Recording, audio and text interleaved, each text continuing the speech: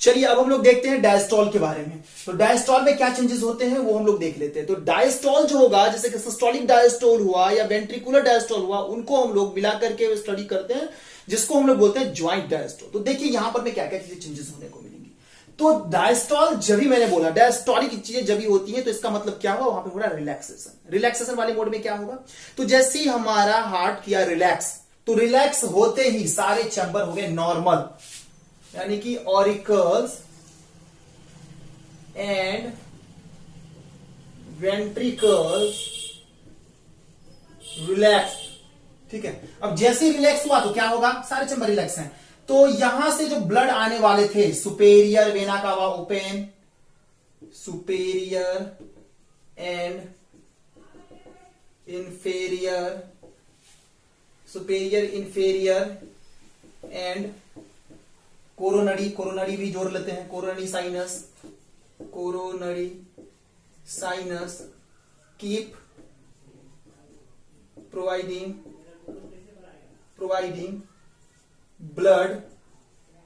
Blood to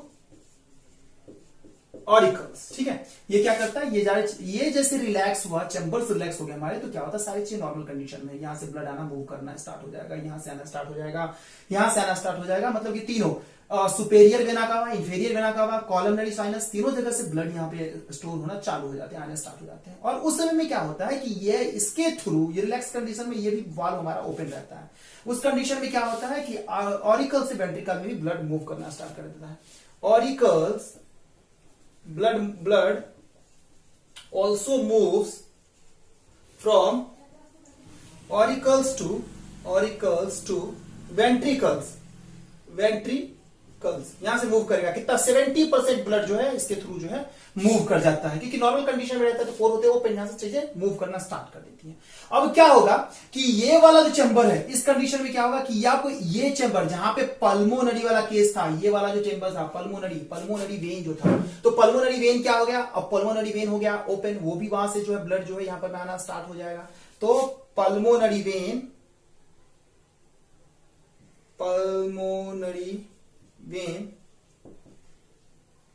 start giving blood to left auricles। तो ये यहां से लेफ्ट ऑरिकल्स में आ गई और फिर यहां से जो है ब्लड यहां की तरफ मूव करने लगा। तो उस कंडीशन में सारे के सारे जो वाल्व होते हैं, जो वाल्व होंगे वो क्या होगा कि सारे के सारे वाल्व ओपन होंगे, बट एक वाल्व जो होगा हमारा वो क्या होगा, क्लोज होगा, जिस वाल्व का नाम है semi lunar valve. Semi lunar valve क्या होता है कि रिलैक्स्ड कंडीशन में क्या होता है, डायस्टोलिक कंडीशन में क्या होता है, सेमी लूनर वाल्व अपना क्लोज हो जाता है। ठीक है, ये चीज याद रखना है, अगर क्लोज नहीं हुआ तो ब्लैक फ्लो होकर के ब्लड जो हमारा रिटर्निंग वेंट्रिकल्स में आने के चांसेस रहेंगे। तो यहां पे हम लोग उसके बारे में यहां पे मेंशन कर सकते हैं क्या कि जो हमारा सेमी लूनर वाल्व है, सेमी लूनर वाल्व क्लोज्ड, ये जैसे क्लोज हुआ एक साउंड क्रिएट होता है, and create second heart sound, जिसको हम लोग बोलते हैं क्या, सेकेंड हार्ट साउंड मतलब क्रिएट करता है, जिसको हम लोग बोलते हैं डब, DUB। ये सेकेंड हार्ट का साउंड क्रिएट करता है। ठीक है, तो फर्स्ट हार्ट साउंड कब क्रिएट हुआ, जब ये दोनों यानी कि आर्टरी वेंट्रिकुलर ये दोनों चीजें क्लोज हुई तो लब साउंड क्रिएट हुआ था। जब ये दोनों हमारा जो है क्लोज हुआ तो हमारा क्या हुआ, ये सीधे क्लोज होते ही क्या होता है कि डब साउंड जो है क्रिएट करता है। तो ये दोनों चीजें क्रिएट हो गई। तो अब यहाँ पे क्या होगा कि ये सब सारी चीजें हम लोगों ने देख ली है। अब हम लोग देख लेते हैं कि ये समय कितना लेता है। ज्वाइंट डायस्टोल के बारे में बात करें तो ये समय लेता है 0.4 सेकेंड का, ये लेता है 0.4 सेकेंड का समय लेता है। तो ओवरऑल अगर हम बात कर ले तो ओवरऑल अगर बात कर लेते हैं कि कौन सा जो है हमारा सिस्टम कितना समय लेता है, तो फर्स्ट जो था हमारा क्या था, फर्स्ट था हमारा ऑरिकुलर सिस्टोल। तो ऑरिकुलर सिस्टोल में कितना समय लिया था, ऑरिकुलर सिस्टोल ने समय लिया था टोटल 0.1 सेकेंड। ठीक है, अब जो है हमारा सेकेंड वाला क्या था, वेंट्रिकुलर सिस्टोल ने कितना समय लिया, तो 0.3 सेकेंड का, ठीक है, 0.3 सेकेंड का समय लिया। अब यहां पर हम बात करें, अगर हम बात करेंगे यहां पर में थर्ड नंबर में हो जाएगा हमारा जिसको हम लोगों ने ज्वाइंट डायस्टॉल के बारे में बात किया तो 0.4 सेकंड लिया, लेकिन इसको हम लोग अलग अलग कर देते हैं। इसको भी हम लोग लिखेंगे ऐसे करके, जो इसको लिख सकते हैं हम लोग ऑरिकुलर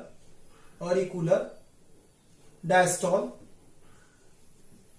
ऑरिकुलर डायस्टॉल कितना समय ले रहा है, तो ऑरिकुलर डायस्टॉल कितना समय लेगा, 0.7 सेकेंड। ये लेता है 0.7 सेकेंड लेगा, ठीक है। अब जो फोर्थ वाला बच गया, फोर्थ वाला जो बच गया है, फोर्थ है हमारा वेंट्रिकुलर डायस्टॉल। ये कितना समय लेगा, वेंट्रिकुलर डायस्टॉल कितना समय ले रहा है, ये ले रहा है हमारा 0.5 सेकेंड, ठीक है। तो अब यहां पर में देखिए कि टोटल समय जो है हमारा ऑरिकल्स कितना लेता है, टोटल हमारा वेंट्रिकल्स कितना लेता है, ठीक है। तो ऑरिकल्स के बारे में बात करें तो ऑरिकल्स देखिए, ऑरिकल्स ये है और ऑरिकल्स यहां है। ऑरिकल्स कितना ले रहा है, 0.1 सेकेंड यहां पर में और 0.7 सेकेंड यहां पर में।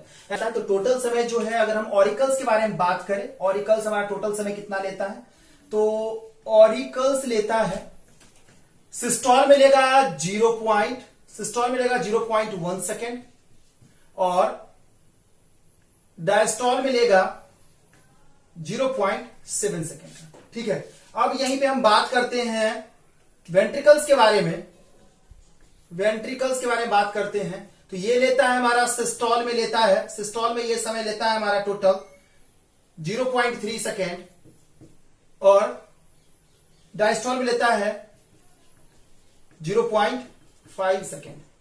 यानी कि टोटल यहां भी हो गया 0.8 सेकेंड और टोटल यहां भी हो गया 0.8 सेकेंड। यानी कि एक कार्डियक साइकिल को पूरा होने में, एक कार्डियक साइकिल हमारा जो पूरा होता है रिलैक्स और कॉन्ट्रैक्ट करके, एक कार्डियक साइकिल जब पूरा होगा तो वो जो है 0.8 सेकेंड का समय लेता है, ठीक है। तो इस तरीके से हम लोगों ने देख लिया कि कार्डियक साइकिल जो है कैसे ह्यूमन हार्ट में कंप्लीट होता है।